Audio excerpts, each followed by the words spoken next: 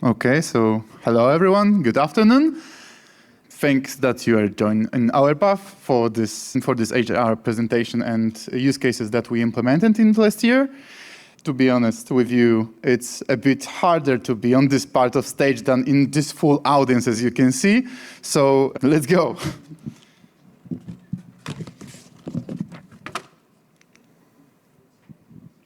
So first of all, I have a guilty pleasure to tell you a bit more about who is standing behind these two implementations we want to talk about. So together with my friends, we represent the Mounts AI, the new brand that was launched in last year in January.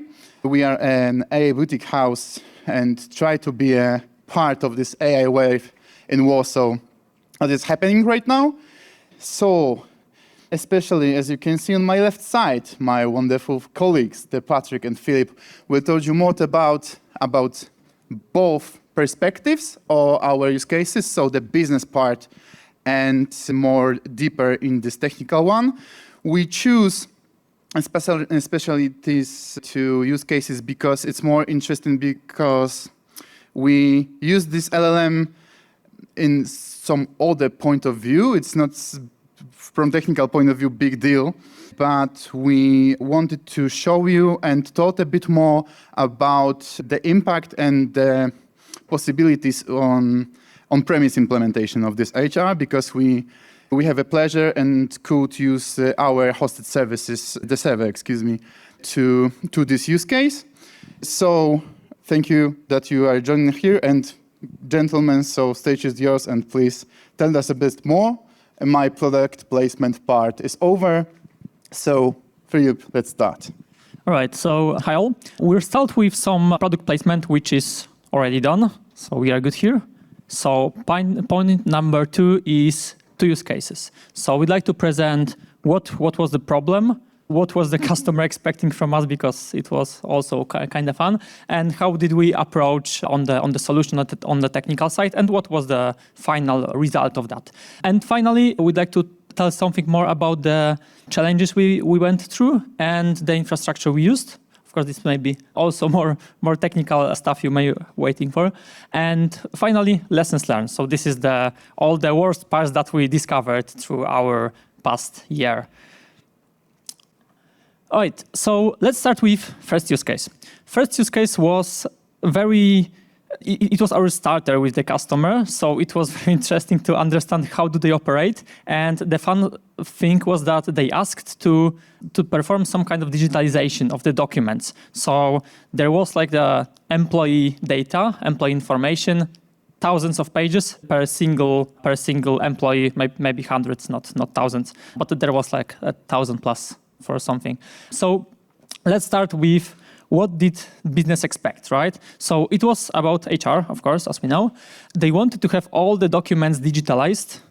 So they had to scan all of them manually and then place into our system for the categorization and for splitting, for understanding which document relates to which category. And in the end, we had to have a single PDF, right, with dozens of pages with different documents. So let's say it was a CV plus his history plus information about his crimes and anything else. It was everything. It was in a single PDF, right? So we had to split it, which was one of the worst parts actually. Patryk will tell something more about this. And in the end, it had to be stored properly, right? So this is like let's say simple case for digitalization. But in the end, the AI or Gen AI or our LLM models helped pretty a lot here. So let's get into the solution. Yes, hello everyone. So when talking about the solution to the problem that we are trying to solve for the customer, so as Filip just explained, we were tasked with putting some paper documents into the cloud, or not cloud, but the storage of our customer. And the general idea was that they have a lot of paperwork, and they scanned it kind of semi-automatically. Let's say that was a manual process, but the result was one enormous PDF file with some missing pages, some blank pages, some rotated scans, generally speaking, real-world dirty data. And we needed to prepare something custom for them because they were not satisfied with the solutions that are out in the market. They wanted something for themselves. And maybe the more surprising or the more fun part to work on this project actually was the fact that we got to work on the custom infrastructure. So we got a dedicated hardware server, we set up some stuff for ourselves, and we utilized this primarily instead of third-party suppliers. The general idea was that no personal data is leaving the company, of course, as this is kind of a sensitive, use case. Okay, so let's talk about the architecture itself. The simplicity is the king, as it usually is with the software architecture in general. So whenever we can start with something simple and it's going to get the job done, we'd rather do that, simply because less code, less bugs, less issue, less stuff to maintain. Okay, we have two main sections. We have the external providers that we needed to use after all for a specific feature that I'm going to explain later. And we used OpenAI API for this in particular. And this is the only external dependency that we have. This is the only point of contact where the data from the customer is kind of leaving the company itself and flying into the internet. And internally, we have the most basic architecture, I guess you can imagine, whenever a solution has any kind of front end. So we have the web UI and REST API, which is the absolute industry standard, I guess, for all of those. And as we had the internal infrastructure, as I mentioned, on our own hardware, we have Ollama that is going to be hosting our large language models. There's very little, data flow per se, because we just accept the PDF file, which is enormous, but we accept it on the front end because the users are providing it themselves, and then we just forward it to backend where we do the processing using both Ollama and Open API. All right, and how does the process look like after the automation or like during the automation, step by step? So, okay, maybe first. We have the user and they just provide the file. We parse it back. That's exactly what I just explained. And then step one is to validate the file itself, as is the usual use case whenever we work with real world data. Some files may be missing pages, some files may be in invalid format, some may be actually, targeted attacks or something with malware injected. So we validate the file in whatever way we need to ensure that it's safe to proceed. Then we split it to single pages, straightforward. We read all the text. I'll explain later how we do that, but spoiler, it's OCR, obviously. Then we discard the empty pages because those are of no use for us. And we start with some fun stuff, finally. So we extract the PII, which is personally identifiable information. So basically all the names, social security numbers, phone numbers, email addresses, anything you name it, that may lead to, that's the sensitive data the customers want to protect in general. So we extract it. Why do we extract it instead of just censoring it, which is the next part? We extract it first because then we need to inject it back, because the customer in the end expects the text of the document to be provided to them intact. But in the interim, whenever we process it, it needs to be censored. Then we define the document ranges. What does that mean? So as I explained, we have a gigantic PDF file with like hundreds of documents inside, and they are different length, generally speaking. Some are single page, some are like 20 pages long, and we don't know which is which. So this is a particular element of this solution that reads the text from all the files and tries to generally guess if this is part of another document or if this is a new document. And this way, we actually just define where the documents begin and end on the main file. Then we combine the documents that we found into their separate PDF files, and we do the classification of those. So we had a list of all the documents that are kind of available, plus the unknown type provided from our customer. And after we have combined them, we have the text available, we put the PII back so the text is full and intact, we categorize them. Yes, and we append the metadata. So most of this is like what kind of employee is mentioned in the document, whenever the document was timestamped, so what dates are appearing in there.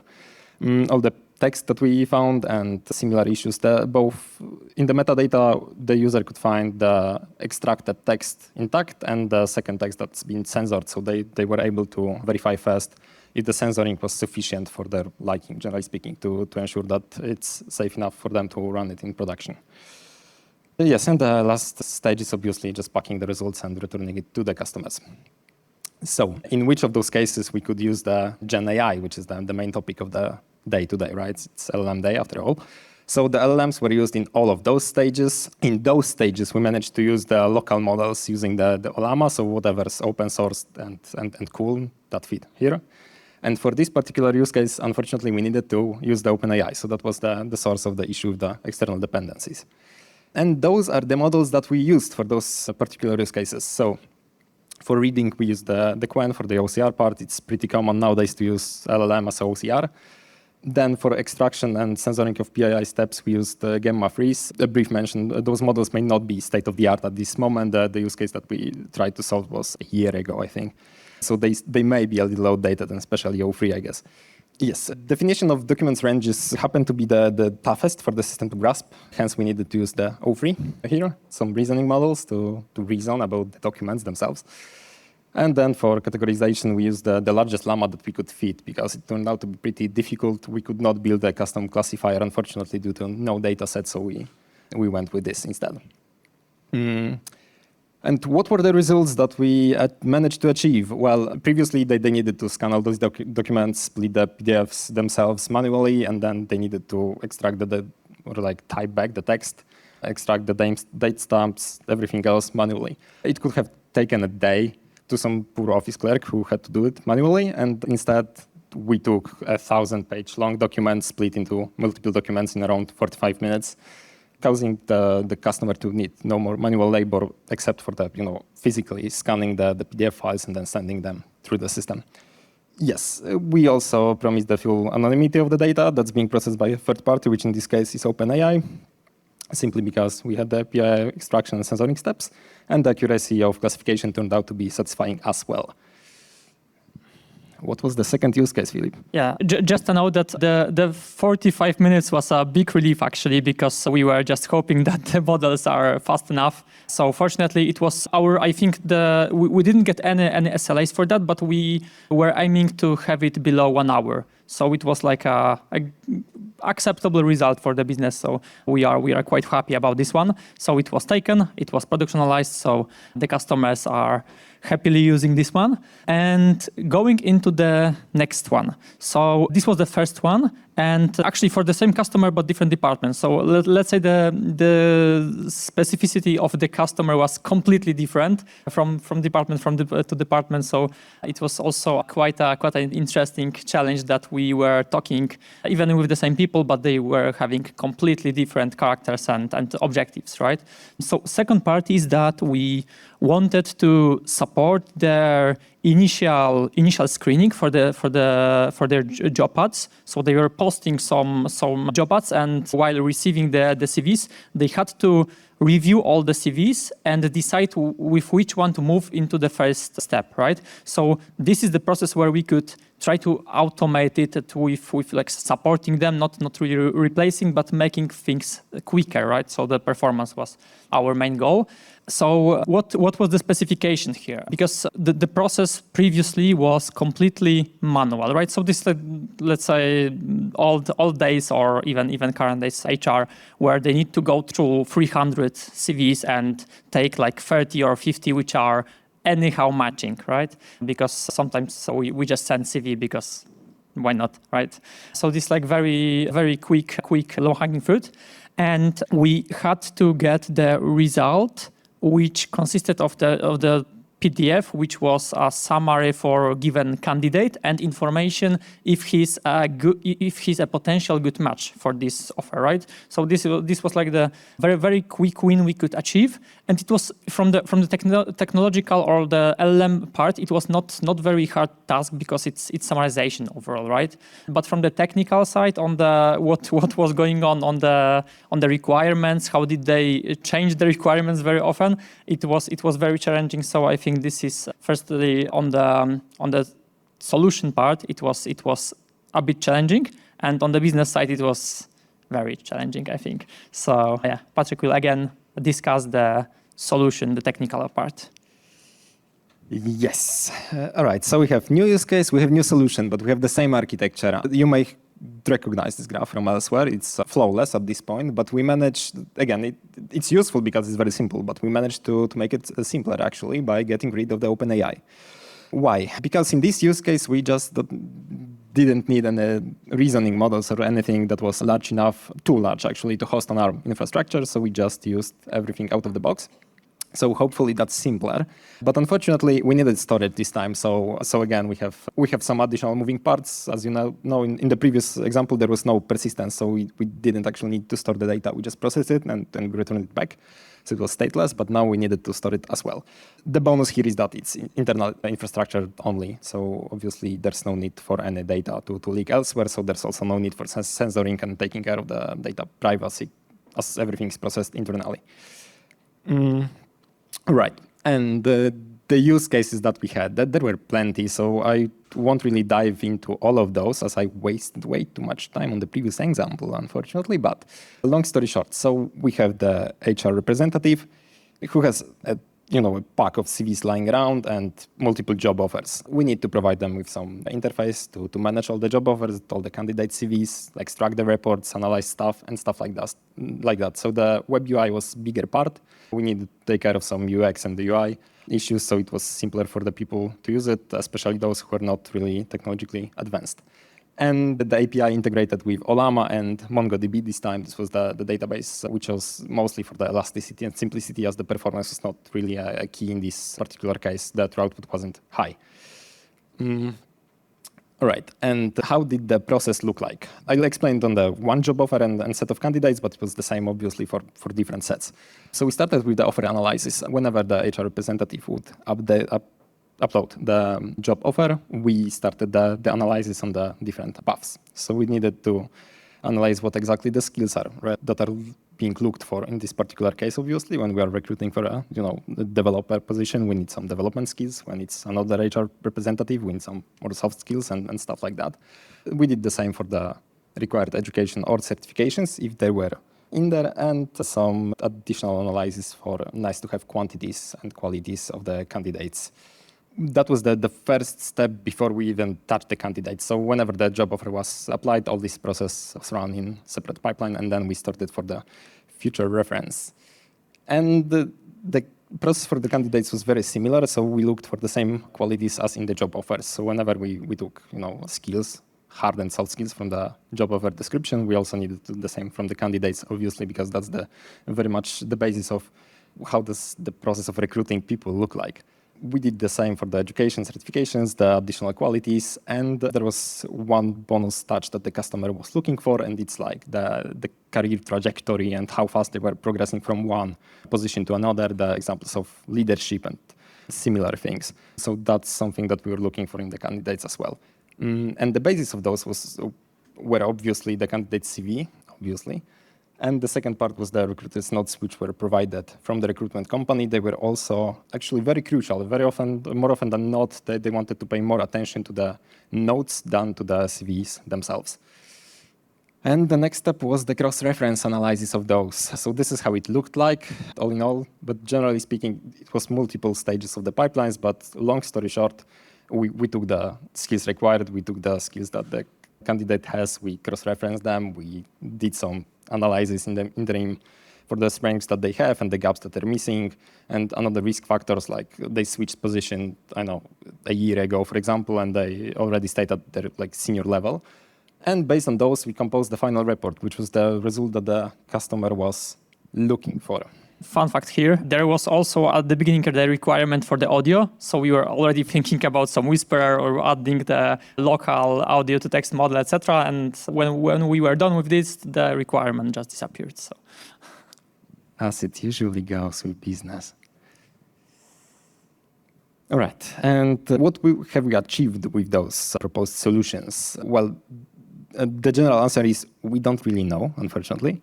We weren't allowed to measure it directly. So whenever it was implemented, we didn't get the numbers from preview before and after. So for the most of the part, if you were looking for it's 75% reduction of time for recruiters or something to generate the reports.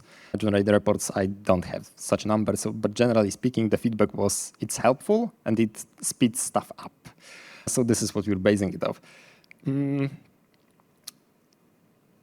I think that's pretty much it, what I can say. It's not so difficult use case, there's just more venues to explore.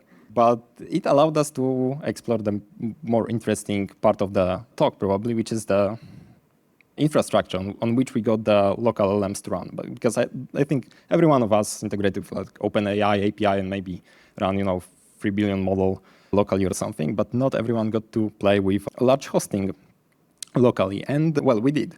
That was the hardware that we got to use. That was for NVIDIA Cell 40s and 2 terabytes of RAM, which today is like $10 billion probably. The range of the models that we used ranged from like 3 billion to 70 billion with mixed quantization, depending on the use case. Whatever we needed, it suited us. And the results on this hardware we achieved was like 217 tokens per second generated for 8 billion models and around 50 tokens per second for the largest ones that we managed to run. And that was sufficient for the most of the benefits that we got. And about the benefits, maybe Filip will share some light on that. So quick notes regarding the benefits. So first of all, the infrastructure gives us the predictable performance and budgeting, right? So this is very important for the businesses to be able to estimate the usage for the AI. And of course, if they buy the proper machine or they lease the machine, they can calculate the cost, right? If they are using tokens, this is completely unpredictable. They can pay $1,000 per year. They can pay $10 million. So it's you never know. And of course, the privacy was very important because it's one of the core requirements for any of such processes that it has to be local, right? So it was very, very important from the customer perspective, and also that's why they gave us the access to the machine. So finally, of course, high upfront cost. This is definitely con for the infrastructure, but again, in a year or two, it pays off. Managing infrastructure is also very, very hard. Not many people are well taught on the maintaining infrastructure because this is a very specialized domain usually. So we also had to learn the hard way some things, right? Scaling, of course, is also something that not many projects are going into the scaling part, right? Here, of course, we had to prepare for that. And with the scaling, with the issues of scaling, we also had to face the downgraded performance with time, right? Because we cannot just scale the machine. So closing notes, I have 20 seconds. So just one very important thing.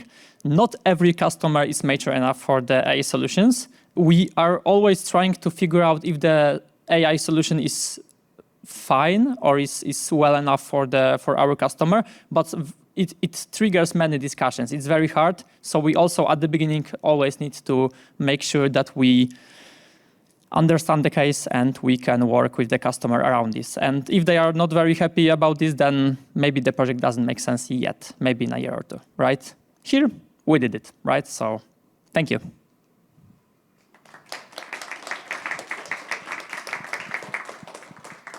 And questions time.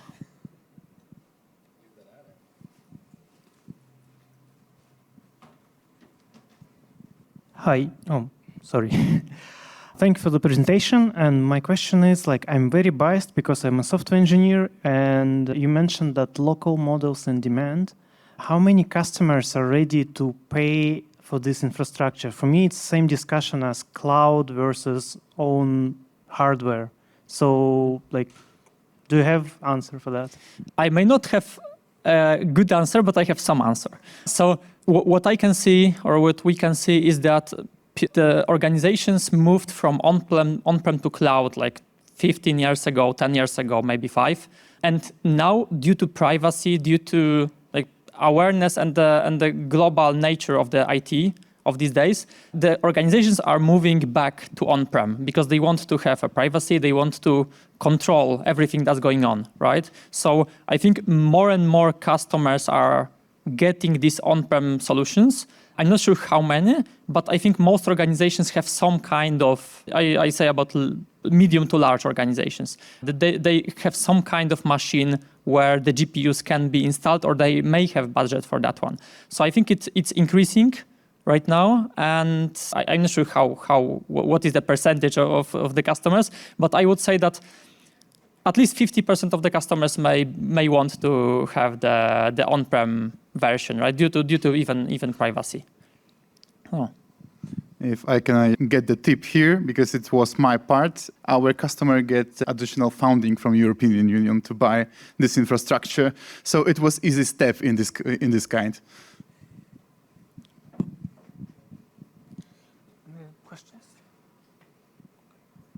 Okay, yes, very good. Thank you. If you have any further questions, feel free to ping us or chat with us. We'll be somewhere around here. Thank you.